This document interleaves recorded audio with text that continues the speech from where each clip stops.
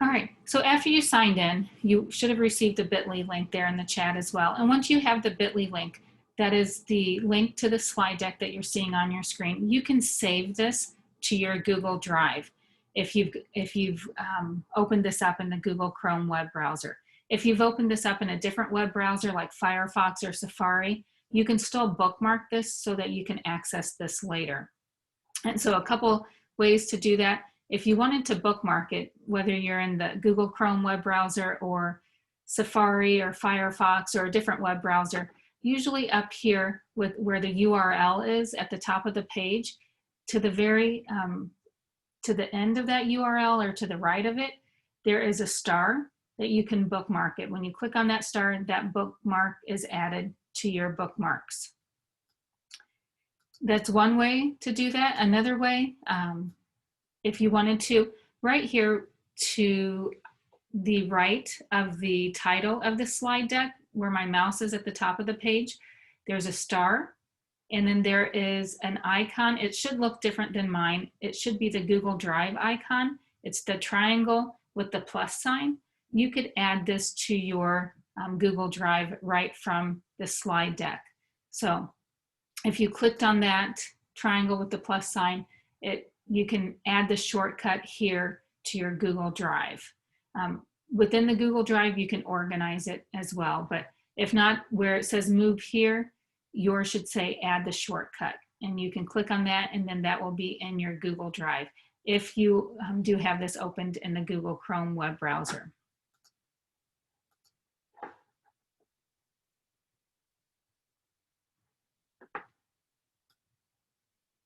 All right, I will put the bit.ly link in the chat again and see if you have it then. If you don't see it, please let me know. Okay, perfect.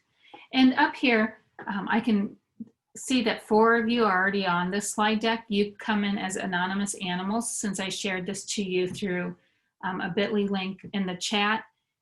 I didn't share this with your Google account. So that is why you are coming up here as anonymous animals. And it's at the top of the screen where my mouse is, the top right, that we've got, now we've got 5 different anonymous animals up there. So that's good to see. If you're still having trouble accessing it, please let us know in chat. Let's see, okay, moving on then. So in the chat, please go ahead and type in one thing that you or your students like about remote or blended learning. I know we've got some parents who were joining us today as well. So if you're a parent out there, feel free to let us know what your child likes about remote or blended learning, or what you like. And then also put in there one thing that challenges you or your student or child about remote or blended learning. So feel free to go ahead and put that in the chat, and then feel free to answer what other people put in the chat as well.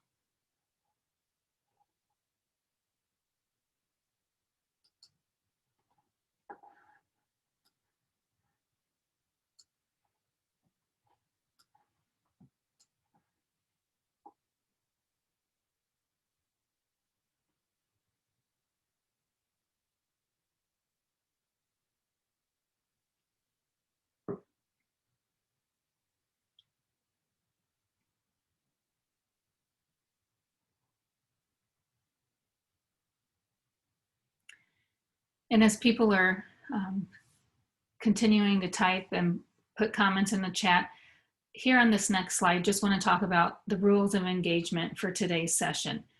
Don't be hard on yourself. Don't panic that you might not remember everything from this session, but hopefully you will have 1 or 2 takeaways that you can start to implement into your classroom, or ideas that you get either from me or from other teachers sharing throughout this session today. And remember that you will have these slides to go back to later, whether it's later today, this weekend, a month from now, whenever it may be. Also, if I do go too fast, or you need to revisit something that I'm talking about or someone else is talking about in today's session, again, this is being recorded so that then it can be posted out there on YouTube, and you can access it, the recording from YouTube. And you can go to the YouTube channel here from this link on step number 2. And then again, throughout the session today, if you have questions, feel free to put them in chat, or we've got a small enough group that feel free, if you feel comfortable, unmuting yourself and asking.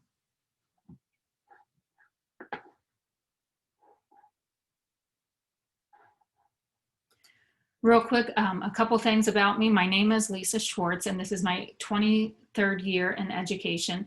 The first 19 years I did spend in the classroom teaching 6th through 9th grade in Quincy Public School District and teaching a variety of subjects. Right now I am working for the Learning Technology Center of Illinois. It is a program through ISB and just helping schools and educators and ROEs with their technology needs. If you want to learn more about the LTC, you can look at our mission here on slide 6. And then also here on slide 7, I've got some links here to the Technology Center as well.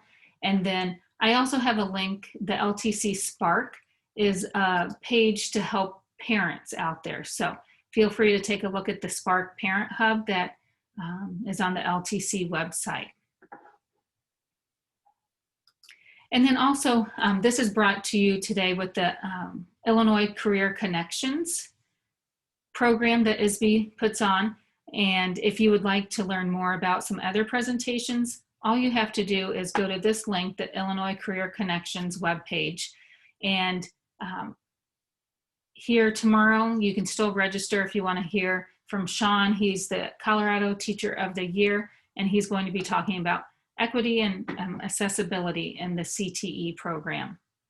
So if you want to get signed up for that as well, if you go into that link here, you can go and see all of the other workshops that you can get signed up for by going to the monthly virtual events right here. And then that will take you to the monthly virtual events that then you can register. I believe that these are all free to you that you can attend. So here's a month of September and then October.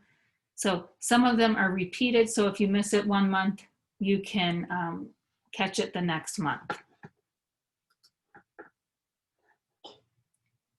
All right, our agenda today, in this hour, it will go super fast. We will talk about blended and remote learning.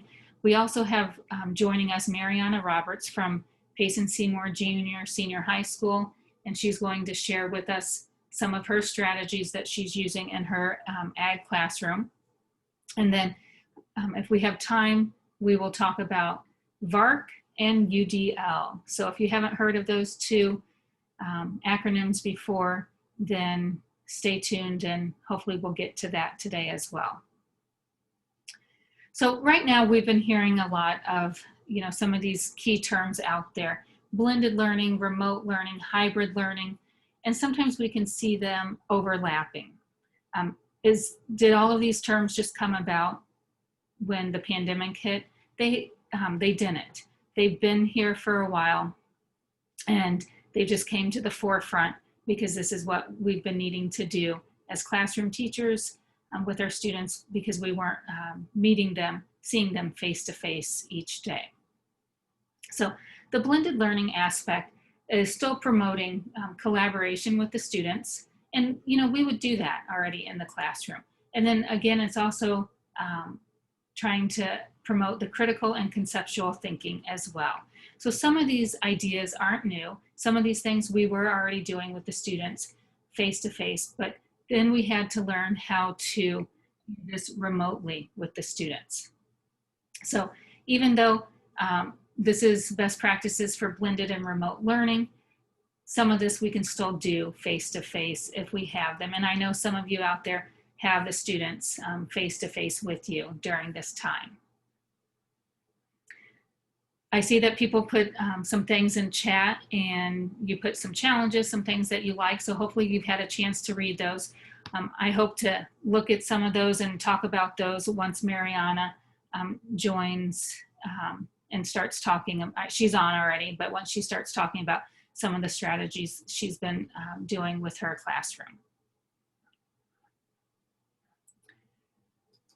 So again, with blended learning, again, this is a term that's been coined. And so what is blended learning then? It's getting a mixture of both the synchronous and asynchronous learning. And again, if those two words are new to you, I put down a couple key terms here for the differences. So with synchronous learning is, you've got the kids face to face, whether it's via video conferencing, kind of like right now, we're doing some synchronous learning, and it's real time, they're learning with you right now, versus asynchronous learning.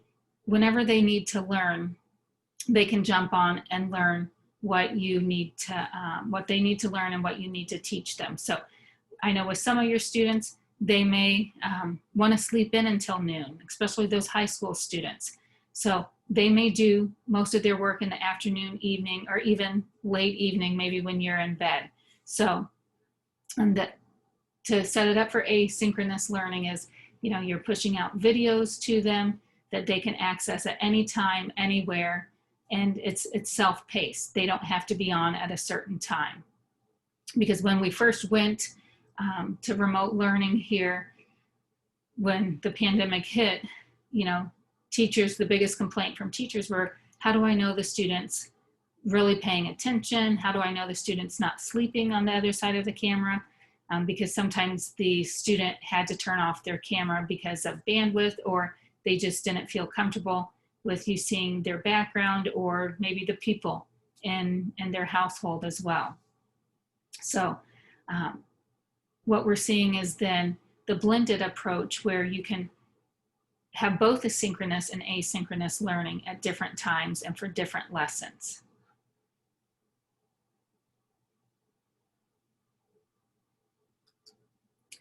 Here on the next slide, we've got the 5 keys to remote learning. And again, I know many of you are coming from the high school level, and if you look at these 5 keys, one of the 5 keys to remote learning is having parents play an active role in their child's learning, even at high school, letting them know. I know some parents, maybe they don't think that they need to know everything their child's doing at the high school level, but what we're seeing is if a parent's taking an active role in their child's remote learning, that the child is doing better. So that's one thing that we don't typically think of, especially in the high school level. I know I have some other teachers on today that are from the K-5 setting, and we know from the K-5 setting that parents usually play a more active role in their child's learning. And just like we have expectations in our classroom, we want to have expectations for online behavior. And it's nice to be able to mute all, or to be able to mute your students, or to remove them from the meeting if for some reason they keep their camera on and they're trying to be funny and get other classmates' attention during this time. And another key feature of remote learning is the visibility, not only for the parents and the students, but also for your administration, so that they're in the loop of what's going on with you as a teacher, and what the expectations are for the students. All right, so here on this slide is what we know and what we can do. So, some of you, I know I haven't read everything that you put there in chat, but some of you have figured out that you do need to chunk your material instead of giving them the entire assignment all at once. So if you, record a lesson and it's an hour long, would the kids go back and watch that hour-long lesson? What we're finding is they won't. What we need to do is chunk it. So put it in, if you've got 3 to 5 different key objectives or goals that they need to learn, that you're chunking it maybe into 5-minute, 6-minute segment videos that they can watch, help them with that goal or objective, get that done, then watch the next one. And if you think about it, if you go out to YouTube or to any videos and look how to do something, if you could find a video that's 20 minutes long or 5 minutes long, and conveys the same message. Which video would you want to go and press play? The 20-minute video or the 5-minute video?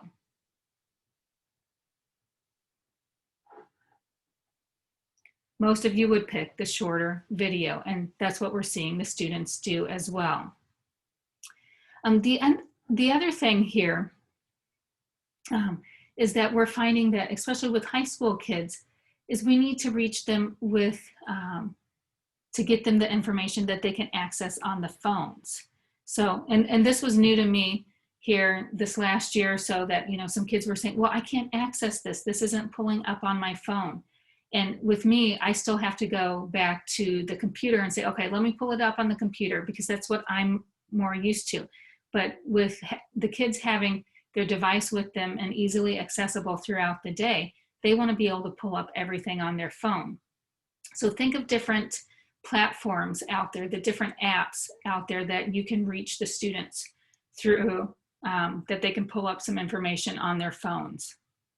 And so right here, whoops, here's some apps here. Feel free to put in the chat some other apps that you use for kids to be able to easily pull up the information on their phones. And again, you know, some of the stuff that, you know, we're covering today isn't new, that we try to do this in the classroom as well. So another key thing here is incorporating images, infographics, and even, you know, like I said earlier, short videos, things that they can see and they don't necessarily have to read. Another big thing is gamify lessons. You know, I come from the standpoint, I'm not a big gamer, so I've had to learn about gamifying lessons, and that gets kids motivated to do some work. Just think about if any of you guys have badges out there from any of the tech companies, if you've gone through some of their work. So if any of you are Google certified level 1 or level 2, you've got a badge. If you became a Seesaw pioneer or Screencastify or WeVideo, a lot of these different tech companies have gamified the teacher's learning as well, that if you learn about their app and use it in your classroom, then you get a badge. And with that badge, you can put on your email signature if you so choose, or print it out and put it on your wall. So not only are we looking at gamifying, you know, lessons for the students, but the world's also gamifying lessons for teachers as well. Feel free to put in the chat if you've got any badges from any tech companies or any companies out there that you've gone through their training. And then another thing we've learned here is, have you ever assigned work for your students and they ask you, okay, who's going to see this work? If it's just going to be you, the teacher, they may do it differently and maybe not spend as much time on it. But if they know that this is going to be seen by anyone who goes to this website, or it's shared out to the other students, they may spend a little bit more time on their work because other people are seeing it, and the audience is larger than just you, the teacher. So anytime you can increase opportunities for their work to be shared, the learning will increase exponentially as well.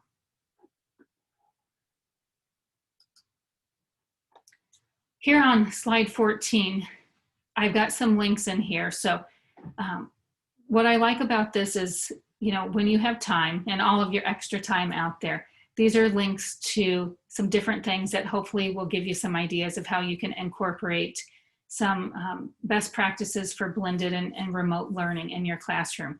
And even, I know some of you aren't remote learning right now, but I feel like some of these things that we're learning about remote learning, we can even incorporate into our classroom when we're back full-time, face-to-face with the students. Because, you know, if you look at step number 1 here is get to know your students. I've got a link here, Building Community Online, to a slide deck. And there's all of this information out there that people are willing to share. And this is just making connections with your students, just like doing icebreakers. Like they've told us for years, you know, don't worry about the curriculum the first couple of weeks of school, get to know your students, build relationships with them. The same thing goes with remote learning. And on the slide deck here, There's a lot of different activities that you can do to get to know your students. Some of you may be doing some of these. Feel free to put it in chat, what you're doing, what you like. But again, you probably already have several out there, but I wanted to share this one with you, that here's a bunch of different links here that you can go and learn about some new activities you can do with your students. Maybe some are new, some are old, but one of the activities on here is the 2 truths and a lie. And it seems like, you know, if you talk to students, that they usually have at least one teacher, if not multiple teachers, do that same activity. So hopefully this slide deck here, by clicking on some of these different links, will give you some other ideas. So what's nice about this is if you go to here, if you click on these, they're linked to other things. So here's another slide deck, Who Are You Really? With some other activities. Here's virtual lockers. So even though it may not look like they're linked, if you hover over it and click on it, there's a link there as well. So here's designing your own virtual lockers. So again, this whole slide deck, you could spend probably a few hours, if not longer, looking at some different activities and ideas out there. So feel free to look at that. And then the next step here, don't try to recreate your actual school day. What we're seeing is that some school districts are thinking, okay, if the students are, you know, in school from 8 to 3 every day, they need to be on a Zoom meeting in a Zoom classroom or Google Meet, video conferencing, whatever app you're using, for the entire day. And we're finding out that doesn't work. And, you know, if you've tried that before with your students, and you know as a teacher too, that doesn't work for you as a teacher and or the students. So you will need to create routines, and then, you know, again, have some asynchronous activities out there that the kids can do at their own time, and then come together to have like a meeting. And sometimes what they're saying is maybe meet once or twice a week at a set time. Again, it's easier said than done, depending on what your administration at your school has decided to do for your school day if you are 100% remote. Again, another thing, lessen the workload. What we're finding, and what we found earlier in the spring, that what might usually take 1 or 2 days in the classroom could take 5 to 7 days, or just a lot longer to complete when we are remote. So here's a link of learning about the science of taking breaks. So take a look at that if you would like. Another thing here is creating a daily or weekly checklist so students know what is expected. And what you could do is create a hyperdoc. And if you click here, this will take you to several different hyperdocs out there. And these are secondary samples. So if you're some of my elementary teachers out there, I can put the elementary link in here as well, or you can Google it. But depending on what you teach, and I know if we've got, if they're not, you know, on this sheet here, you can Google it. You can go out here to click on some of these different links out here to find different hyperdocs as well. And then you can also go to teachersgiveteachers.net or search on Twitter for different hyperdocs out there for your classes to see. And basically, if I pull up, let me pull up this hyperdoc on elections. A hyperdoc could be a slide deck. It could be just a Google Doc. And what that is just all of the information is in one spot. So just like with this slide deck I gave you today, I've got a lot of different links here. It's all in one spot. It's the home base that you know to go back to, whether it's the directions or the information, and you can click on it to learn about what they need to cover for the lesson. So if I go back to this elections one, so this, it's a hyper slide deck. And so it's teaching the students about the elections. And then there could be some a Google Doc or some other form or a Google Sheet, some other file in this Google slide deck that they have to fill out to turn in. So again, they may have everything right here. Everything's linked into here. So it's just another way to disseminate information for the students. So take a look at that HyperDoc. It does take time to create, but if it's something, if you're needing one for one of your classes, Google it or click on some of these links here to see if there's some already created that you can use. And then another key thing is it's not always about the technology. We think, okay, with remote learning, everything has to be on the computer. It doesn't. You could even still have the kids, if they need to read some material or even write an assignment, they could handwrite it and then they could take a picture of it or do a video of it and explain maybe some of the key findings that they have found in their writing. So again, it doesn't always have to be on the computer.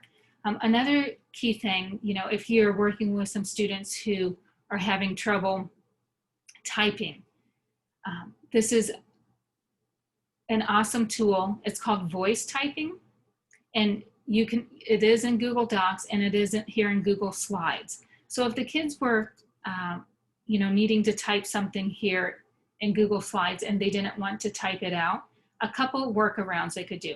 They could open up a Google Doc and do voice typing from there, or they could even do voice typing here on the Google slide.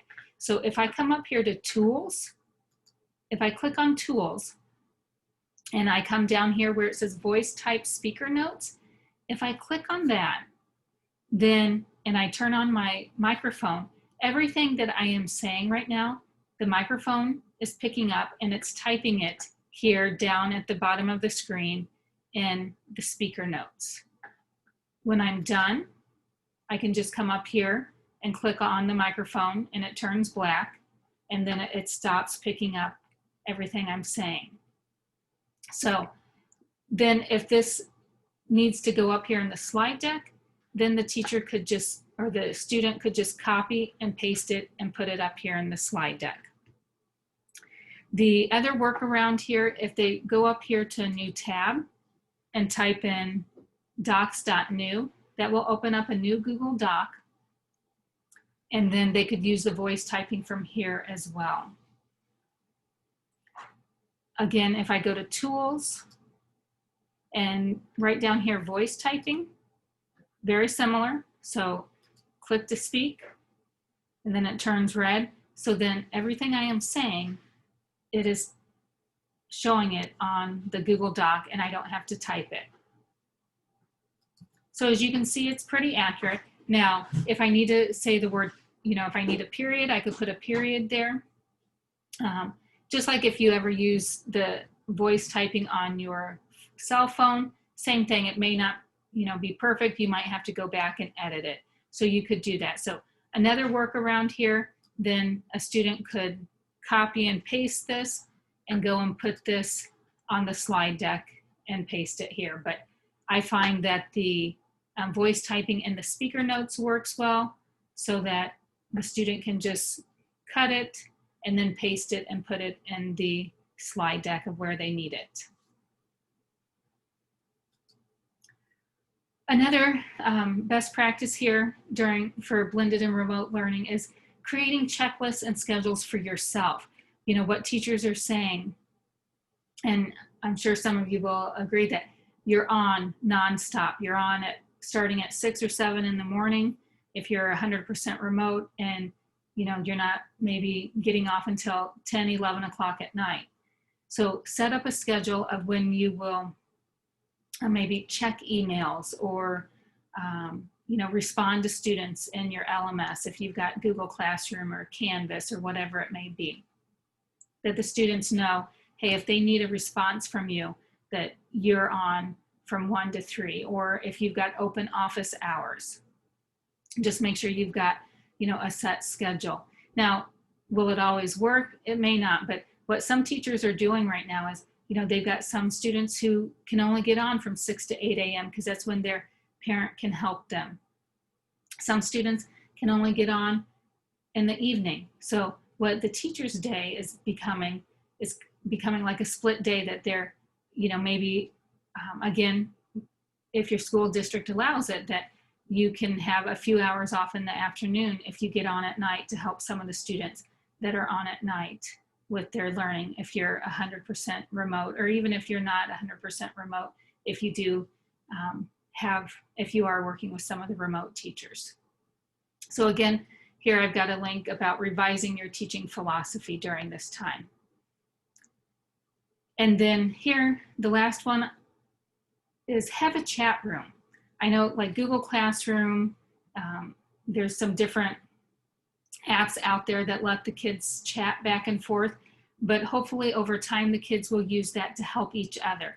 Because I would say another complaint that teachers are saying during this time is that their email inbox is filling up with questions, especially kids who are on at late at night who have questions. So if there's a place that they can chat back and forth and help each other with the questions, that will save you some time as well. I know sometimes that chat we think, oh, we need to turn that off because the kids won't know how, won't say appropriate things. But again, it's about teaching them being a digital citizen, and hopefully over time that will help.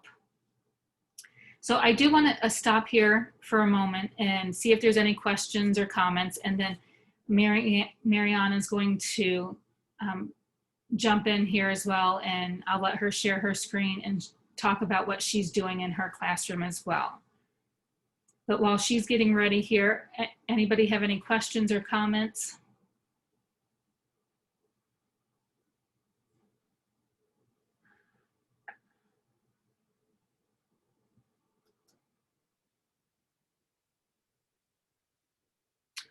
Oh, Gail, I liked how you said you use Marco Polo. Do you mind unmuting yourself and explaining what Marco Polo, what you mean by that? Marco Polo is an app on the phone that you can record your question or what you would like to send in an email, and it sends it to the person that you want, but they have to, of course, you have to get everybody to have the app on their phone, and then they can record a response and send it back, or you can have it real time. You can have a chat real time. But that so often the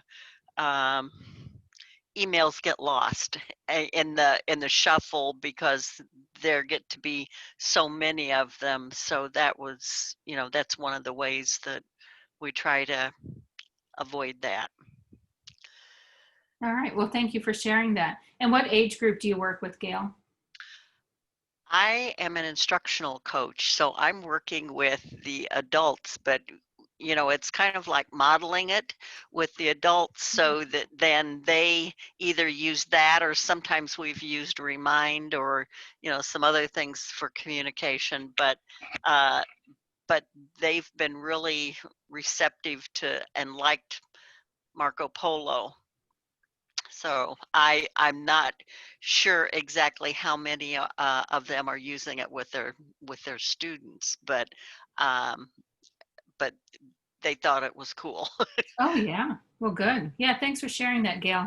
I've heard a lot of people using Marco Polo, and there's, lots of different ways to communicate and chat back and forth. So thank you so much for sharing. Yeah.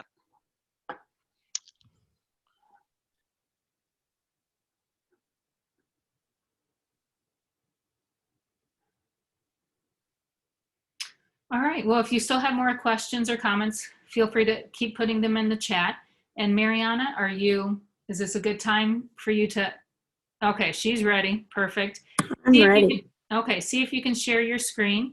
And if not, I might have to give you permission. And then if you want to, I haven't introduced you. I'll save that for you and let you introduce yourself if that's okay. Yeah, hold on, let me figure out what the heck I'm doing. Okay. Okay, yeah, I'm Mariana Roberts. I teach high school agriculture education at Payson Seymour.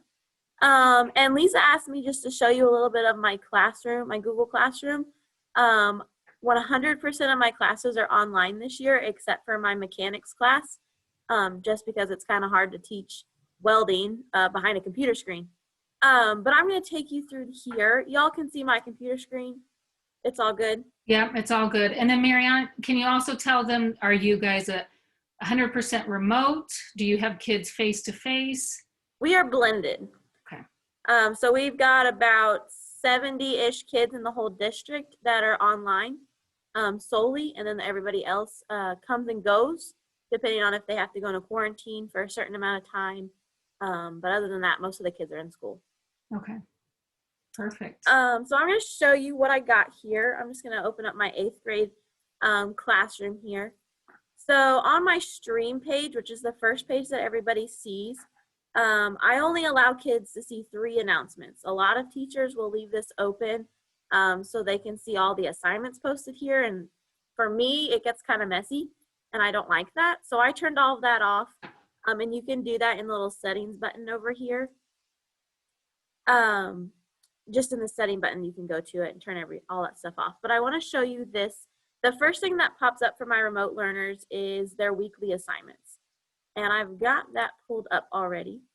So I've created a Google Slides presentation, and each week has the weekly assignments, or each slide has a weekly assignment. So you can see here, I've got my Bitmoji. I've got an announcement box, so if I need to tell any announcements specific for that class, I can tell them here. I've got the due date. It changes weekly because I set all my stuff up to be due on Sundays. And then here we'll have the title of what's due. And I've also created this to where you can click on them and it will take them either directly to the Google Forms, the assignments on, or it'll take you to, let's see if I can find one, the directions. So I have some assignments that aren't on Google Forms that aren't like strictly question based. I'll have like some projects that they have to do, and I'll create a instructional slide and I'll link that here. So they have the directions right there. So my remote learners, all they have to do is come to this document and they have all of their assignments right there. So that is for my remote learners. The other 2 things I have on the stream page is when our Google meetings are for each class. And then I put together a video on Screencastify of just how to use Google Classroom. So those are the only 3 things that my kids can see on their stream page. On the classwork, that's where all of the kids go to find all of their work. And I have it all into different topics based on what it deals with. And I put these emojis in here just because I wanted to spice it up a little bit. I just go to, just type in emoji copy on Google and you can just copy and paste these right in. So the one thing I wanted to show is my digital notebook. So all of my notes are online. And I think that's this one. Yep. So here's my notebook. This is how the kids take notes in my classroom.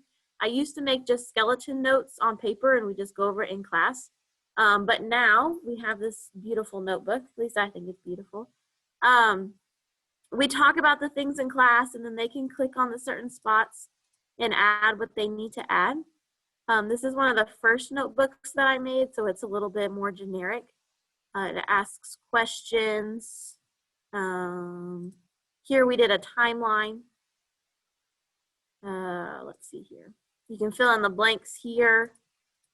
Just simple things like that. So this is just one of my notebooks that you can see. I also have it set up so if they're on this title page that I have these tabs linked to a new slide to go to the next chapter. So unit 1 goes to slide 2. They can click on that. If they want to skip right to chapter 2, they can just click on this link here and it takes them straight to chapter 2. So that's really easy for the kids to operate. Let's see here. This is another notebook that I did for a different class. It's a little bit more updated. I decided that it was hard for the kids to understand what I wanted in each location. So I just put a little text box over here that told kids what information needs to go where. We can just scroll through these so you can see what they look like. I've tried to make it an interactive notebook as much as I can. And I only do one chapter at a time. I only let kids see one chapter at a time. So like this specific notebook has a total of 5 chapters, but they can only see 1 and 2 because that's all we've covered in class. And I can show you here in a minute how to get it to do that. So there's just an example of what my notebooks look like. This notebook is the most advanced notebook that I've been working on. This is just a vocabulary book, and I found the way to put the background in. I've upgraded from my text box information to putting it on this little sticky note here. I've got some background fun stuff. But this is the same way. I only let kids see 1 week at a time as we go.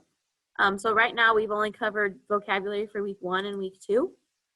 Next week, when they click on this next slide, slide number 4, they will be able to click this update button. And once that loads, the new terms will come up. So that's also how I get it so they can only see 1 chapter at a time, is that update button. And Lisa, do you want me to show how to make one of these books real quick? Or you just want to look at them and see how pretty they are? If you've got time, No. here, if Yeah, you that's want to totally show. fine. Sure.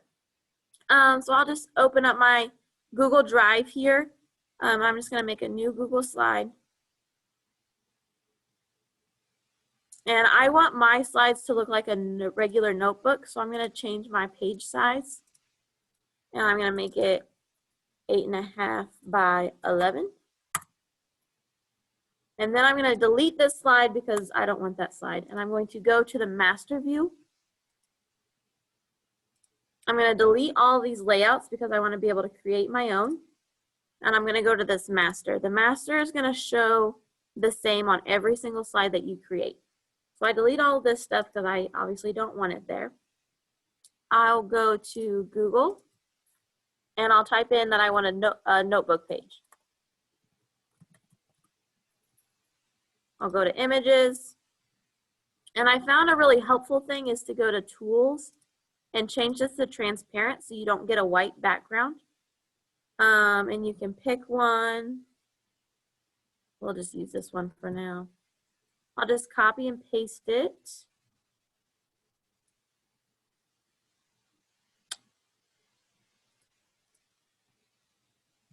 Oops. And I'll just make this my whole screen. If you wanted to make a background like I did on that vocabulary book, you do the exact same thing. You just take a picture and put it in the back. I can show you how to do that here. I'm going to type in tabletop.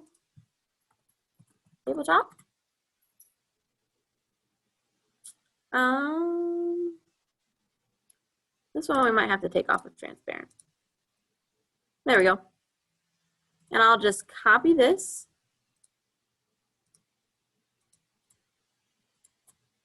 Paste it in. Obviously, we're going to make it bigger here. If you see that I have this white, I don't want that. I can double click on the picture or I can click this crop button to crop it to be the shape and the size that I want it to be. Okay, and then I'll just make this really big.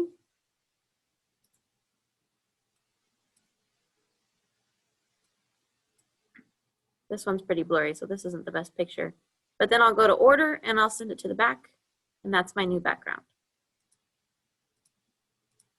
Oops. And then if you want to, like on this one, I added pencils and erasers and my sticky notes. I just did that by going to Google and changing, oops, that's not what I wanted. Images. Changing this tool to transparent. So then all of the backgrounds would be a transparent and you wouldn't have that white background. So that's how I did that. To add words, you can insert text box. If you're going to create a text box for you to type in, you just go to text box. If you want to create a text box that you want the kids to be able to type in, you can add one of these. That one would be up to you. If I just wanted to put in here, chapter 1, changed my format to whatever I wanted to be nice and pretty. I can put in shapes. I can do anything with these tools here. If I want kids to be able to type, there's two ways you can do it. You can go to one of these text box placeholders, put it in there, and you'll have to format it yourself unless you want the kids to format it, but I found that it's harder for kids to understand that they need to format something. So you can do that, and that will be there for them to type on. So if I go back over here and I add in that layout. Oh, I did this on my master slide. Just kidding, pause. You have to create a new layout. Otherwise, everything that you put on your master slide will show up on your new slides that you create. So now I want to put in my text box.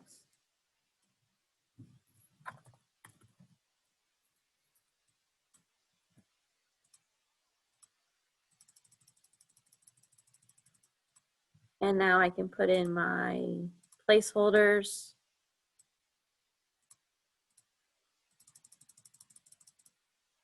Okay, now if I go in here and I add my layout, the kids can click here and they can type. Or I have found if I don't want to put in a placeholder, I will just insert my own text box here and they can click on it and they can just type it in there. Either way. I have one of those pulled up here somewhere for you to see. Yeah. So here I just put in a text box on my main view and then they can just click on it and they can type whatever they need to type. This here is an example of me putting in a placeholder for them to type on. So you can see those two different things, how that works. I think that's the general gist of it. Obviously this one doesn't look quite as pretty as what my actual ones that I spend time on. But really it's just a lot of playing around and seeing what different tools you can use, watching YouTube videos, different things like that. I think that's the majority of what I had to show. Thanks, Mariana. Yeah, all this extra time and Yeah. show you some ways that you can borrow other people's slide decks like this if you don't have time, like Mariana has time to do this, or if you don't have the skill set, because like she said, she's watched lots of YouTube videos, played around with it. She probably stopped counting how many hours she spent on learning about all of this. Is there any particular person you follow, Mariana, or videos that you like? I just joined on Facebook. There's an interactive digital notebook page on Facebook. Okay. And I just started with following that and just kind of worked my way as I went. Okay, perfect. Well, thank you so much for sharing your Yeah. knowledge. How do I turn this thing off? Up at the top of your screen, you should have Oh. a bar that says stop sharing. Gotcha. Perfect. Look at, see, you're even I'm continuing. a natural. What'd you say? That I'm a natural. Yeah. Any questions for Mariana? Anybody else do something similar in your own classroom?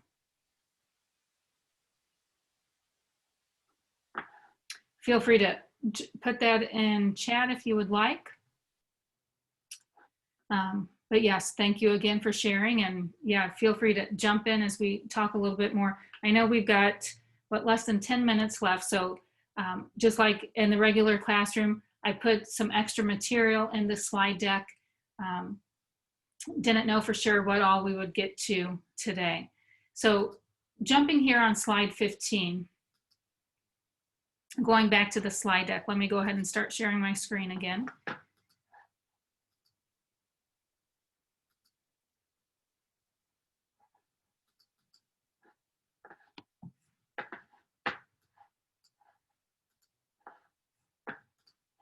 All right, here we go. We've got this blended learning sketch note that someone created, and here's their Twitter handle here. But we're seeing the difference between blended learning. So we're seeing this visually. Feel free to put in chat, you know, what you see in the sketch note, what jumps out at you for blended learning. But what hopefully will come out of this pandemic is that we will see a change in education, that we can continue this blended learning concept even after the kids are back 100% face-to-face. That we don't always have to have all of our lessons synchronous while the students are in class with us face to face. So feel free to put that in chat if you would like, of anything that sticks out here to you about blended learning. Now I'm going to jump down to slide 20. Now, if you've heard of, again, you might have in your undergraduate studies, maybe your graduate studies, or in different classes, you might have taken a survey before to find out what type of learner you are. There is this website, VARC questionnaire, that you and your students can find out what type of learners they are. So there's one that you can, a general one here. This is on slide 20. If you keep going down, there's one for even if you work with the younger students, and there's even one for teachers to see what kind of teacher you are as far as your learning style. So feel free to click on those different links here to find out your learning preference or your teaching preference. And then you will get the results back for free, but then there's a spot that you can get more information for a fee. So if you look right over here to the right-hand side, if you take it, you can see on this one, the score was 9, 5, 0, and 12. So you can see that this person learns by a variety of different ways. And so even though visual is 9 and kinesthetic is 12, you know, it doesn't always have to be the hands-on learning, that they can learn in other ways. So I think that, you know, is a good resource for you, not only for you to do, but even your students. And then the next thing here is, again, this isn't anything new. It's maybe some different terms, but multimodality and how it supports universal design for learning. So basically, in a nutshell, what this is the scientific research on how we learn. So again, you can go out to the website and learn more about this. I've got the link here in the speaker notes. And then on slide 22, again, this goes into more about the UDL, the guidelines for students and teachers and how they learn. So see if, you know, that might be able to help drive your instruction and what you do during this time of blended and remote learning. Now here on slide 23, I've got some other ideas and resources. So one thing that I want to share with you before you leave here today, Mariana so graciously shared everything, you know, some of the things she was doing in her class and how to even make that digital notebook. And you're saying, well, Lisa, Mariana, I don't have time to add something else to my plate. Okay, the struggle's real. If you go to this link right here, this is on slide 23. It's called Slides Mania. If you click on this, here, Paula has created all of these slide decks here for free that you can use.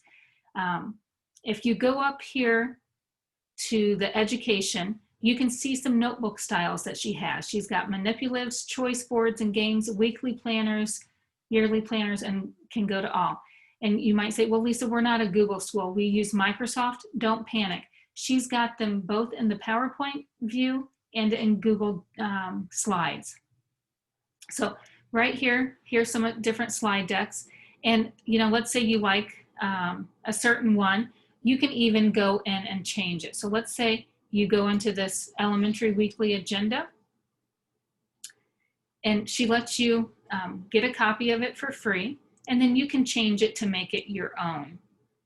And then how to do so, if you keep scrolling down, right here is where you can download the PowerPoint, or you can open it in Google Slides. So if I open it in Google Slides, then here's the slide, and you're saying, well, Lisa, I can't access it. If you come up here in the upper right-hand corner where it says Use Template, click on that, and then that will turn it in to a Google Slides for you that you can use, manipulate, and share out with your students. So this is your own copy then. And let's say you wanted to change something on here, you can change it. You can change the font if you would like, or the colors, but this is yours to do what you want with it. So if I need to delete that Tuesday, just click on it, and then I can delete the Tuesday. If I want it back, I can click undo. So again, Mariana was showing us how she created hers, and I love what she does, but again, you may be saying you don't have enough time to do all of that. There's templates already out there that you can download for free. You don't have to go to any website and pay anybody money for some of these templates. So there's some gracious people out there that are doing this for the goodness of their heart, and they want to share their work with us for free. So again, that was at slidesmania.com, and I've got the link right here on slide 23. Again, you may be, asking, well, I need help getting kids engaged when we're, video conferencing with them. Click on here, you can get some ideas. So I've got a lot of links here. Again, in your free time, if you need to go back and click on some of these to find some information, please do. And then also what some of these other slides here, this is Khan Academy. I put that on here just to give you an idea for a daily schedule. So again, kind of leaving you here today with a lot of resources. If you look here on slide 31, here's some others out there as well. But I want to point out, Mariana did put in the slide deck, or in the chat, her email. Mariana, if you're okay with it, what I can allow you to do is, if you want to create a slide on here with your information on it, I'll give you editing rights. So then anyone who would like to contact you, it's all in one place, that they can have it on here as well. So Yeah, that'd be fine. okay, I'll do that here once we're done. So you'll see the updated slide information here. And then I do want to honor your time here. One last thing before you go. I'll leave you with this quote from Maya Angelou. I did then what I knew how to do. Now that I know better, I do better. So remember to breathe. Don't be so hard on yourself. Think of yourself as a pioneer during this time. You're trying things, seeing what works. If you think back to your first year of teaching, do you still do the same things the way you did it your first year of teaching? Probably not. Some things maybe, but we're continuous on this journey, continually changing, learning, and growing. And that's what we expect of our kids too. So again, you're doing a great job. Thanks for being with us today. Also here on slide 33, here's an evaluation. I think there's 4 questions. If you could fill that out before you go as well, we would appreciate that. So again, thank you everyone for being here with us today. And if you have any other questions, please feel free to let Mariana or myself know. But again, a huge shout out to Mariana for joining us and sharing some things with us as well.